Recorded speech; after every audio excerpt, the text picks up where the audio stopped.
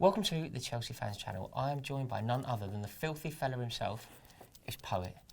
We're here to talk. Obviously, we have a massive game this weekend. It's Chelsea-Arsenal. I wanted to know what it's like from an Arsenal fan's perspective coming to Stamford Bridge. How are you feeling? Not happy, man. Not happy at all. We're going to Stamford Bridge, and under Mourinho, he's got a bit of a curse on us. We can't beat Chelsea, let alone away from home, at home. At home, away from home. At Stamford Bridge, we just can't win there. The last time we went at Stamford Bridge, I think, was... I can remember Van Persie scoring a hat. Yeah, Van Persie scored a hat-trick when we had AVB in charge. That was a disaster. That was a weird time at Chelsea, though. But right now, you're an organised side, and I think no matter what's been happening throughout the whole season, Chelsea would just turn it on against Arsenal. And I don't know. Do you think that? Do you want to see? That's very interesting to hear, because I think Chelsea fans are fearful going into this one. I don't think you should be, man. I wouldn't be. I remember last season when we played you lot, we played you off the park, and I kind of think we're probably going to play you off the park again. But it's just that sort of, there's something just about Arsenal that just like they don't believe they can do it, and it's that lack of belief that's going to cost us, I think, on Saturday as well. That's quite interesting. But do you think that Chelsea now could have that lack of belief? Like, our season is not going as we hoped. We got a very good win against Tel Aviv, but that's... Doesn't mean anything. Yeah, I agree, actually. I think that this is the real test against Arsenal. Do you feel like the belief could be a problem for Chelsea? Yeah and no. It's one of them situations where if you as a fighter, you might lose a load of fights, but if there's a guy that you always beat, you're still going to go into that fight regardless of what's happened in the past with some type of belief. So I feel like Chelsea, they know it. They're like, we always beat Arsenal. Yeah, it was a community shield, but one time that was sponsored by McDonald's, so how much? No one really cares. But this is the Premier League, do you know what I mean? And I think Chelsea...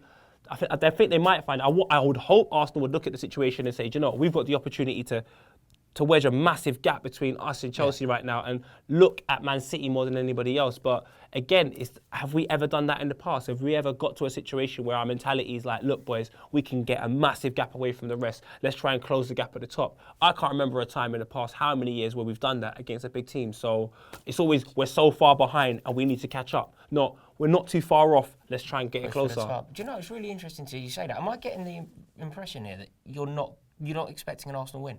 Do you know what it is? Do you know the reason why I don't? It's very unlike you. I love Arsenal. I know these little teams like Sunderland, they'll bend over backwards for us.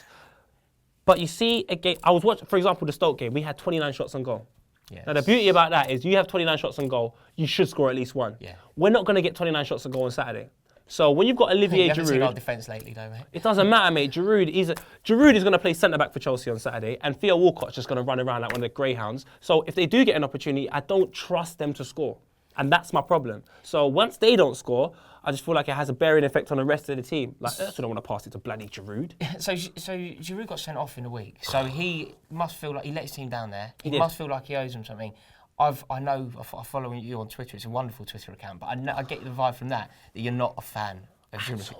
Listen, I was saying before we were on camera, look, man, if you order a pizza and it comes burnt, you didn't order a burnt pizza. You have the right to be upset. If the postman delivers your mail across the street, it's got the bloody address on it. You've got the right to be upset. So if Olivier Giroud is 2 yards from goal and he doesn't score, and I pay my money, not just to BT Sport, not just to Sky Sports, not just to buy the bloody jersey and go to the games, I have the right to be upset. I have no belief in Giroud. And if I don't have no belief in Giroud as a fan, sitting how many miles away from the bloody ground, I know Özil don't have no faith in Giroud. I know Sanchez don't have no faith in Giroud. You're talking about players that used to play with Messi, Ronaldo, Busquets, top players. We're going to have faith in Giroud for. So you think that... So Giroud's not going to deliver for Arsenal. No. I really hope that your prediction here is correct. You also mentioned Theo Walcott. Not a fan of his? Do you know what? With Theo Walcott, I'm a bit more lenient. Despite the fact that he hasn't had an outstanding season in which we've gone on to win anything. He had a decent season in 2012, 21 assists. I think it was like 14 goals. That's a good season. Like, Van Persie loved him that year. I do believe that if he gets the right amount of time playing up front, then we should make a judgment on him. We shouldn't make a judgment on a boy that's never had the opportunity of like 10 games up front. He scored 2 goals this season, and especially the one he scores again in the Champions League, he took it so well. So I'm not saying he's an amazing striker because he's not. What I'm saying is give the boy a chance. Chelsea's another big opportunity. And if he does score on Saturday and we go on to win, he's scored at Stamford Bridge before. He's got a decent record against Chelsea. Play him up front. If he scores and we go on to win the game, that's going to build his confidence. Hopefully that will get the whole team behind him because he has one thing that I feel all Arsenal great teams have had. He has pace. Yeah. Every great team of Arsenal in the past have had pace. So I just think Theo Walcott up front, adds more value than that lamppost. Do you know what he actually does give Chelsea fans a bit of the fear, because I think he actually got his debut goal against Chelsea. Yeah, his I first think goal. He has got it in him to score against us. So fingers crossed, your prediction is more correct. Here's one that I want from you now. You've obviously we've known and loved Cesc Fabregas for a year. Yes. You've known and previously loved him for a lot longer than that. His form of late hasn't been great. You know, we picked up a bit against Tel Aviv, but still not the dream. Do you feel like he has it in him to rediscover and become the man that we once knew?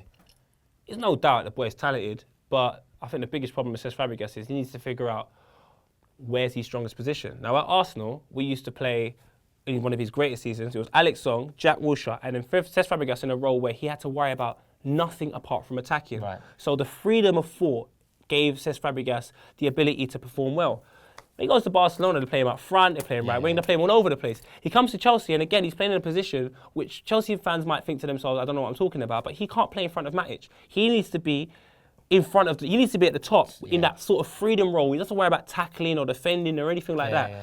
Unfortunately, they're probably going to continue to play him just in front of Matic, and I feel like that's where you're going to have a problem, because Cesc Fabregas can't defend. What sort of reception will you give Fabregas? I don't like Cesc Fabregas, one bit. Not one bit, mate. Dislike him enough to boo him? Yeah, 100%. And that's bad for me to say. You're probably thinking, oh, what an awful person. No, not at all. He went to one of your London rivals. I and think it's football, the manner in which he done it. He said things like, I would never play for Chelsea. Yeah, shoot me, wouldn't it? Shoot me if I ever play for Chelsea. And then, he's gone and played for them, and if I shoot him, I go to prison. So this is all nonsense from Cesc Fabregas.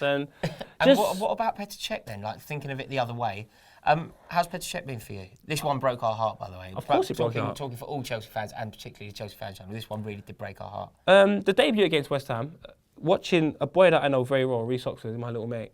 Watching him personally? Yeah. Oh, really? Yeah, God, what a wonderful talent he is. He's amazing talent. So watching him phone me and come to meet me and laugh about the mistakes that Petr Cech was making was probably one of the most hurtful things that happened in a while, along with not talking to my dad. So, but with Petr Cech, he's grown, and that's what I like. I like players that may start off a bit poor, but they excel. And the past few games where he's played, he's kept 3 clean sheets in a row, and he's been phenomenal for me. I love Petr Cech.